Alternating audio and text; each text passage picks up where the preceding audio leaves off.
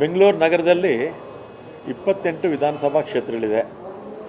ನಾನು ಕೂಡ 34 ವರ್ಷದಿಂದ ಶಾಸಕನಾಗಿದ್ದೀನಿ.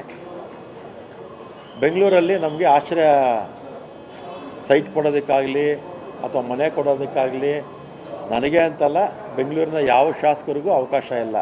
ಯಾಕೆಂದರೆ ಬೆಂಗಳೂರು ನಗರದಲ್ಲಿ ಜಾಗದ ಕೊರತೆಯಿಂದ ನಮಗೆ ಅವಕಾಶ ಇರಲಿಲ್ಲ. ನಾವು 2015-16ರಲ್ಲಿ ಮುಖ್ಯಮಂತ್ರಿಗಳನ್ನ ಕೇಳ್ಕೊಂಡ್ವಿ, ನಮ್ಮ ಸಮಸ್ಯೆಗಳನ್ನು ಹೇಳಿ.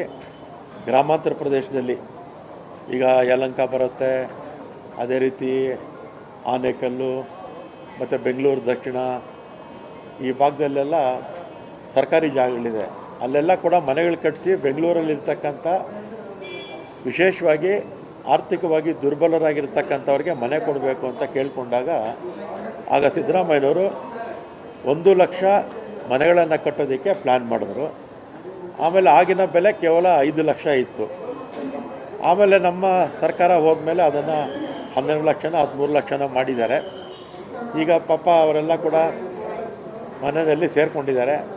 ಈಗ ಅವರಿಗೆ ದುಡ್ಡು ಜಾಸ್ತಿ ಆಗಿದೆ, ಮತ್ತು GST ಅದರ ಜೊತೆಗೆ ಬೇರೆ ಬೇರೆ ಟ್ಯಾಕ್ಸ್ಗಳು ಮತ್ತು ಸ್ಟ್ಯಾಂಪ್ ಡ್ಯೂಟಿ ಎಲ್ಲ ಕೂಡ ಹಾಕದೇ ಇದ್ದರೆ, ಅದರಲ್ಲಿ ಅವರಿಗೆ ಕೊಡದೇ ಇದ್ದರೆ ಏನಾಗುತ್ತೆ, ತೊಂದರೆ ಆಗುತ್ತೆ.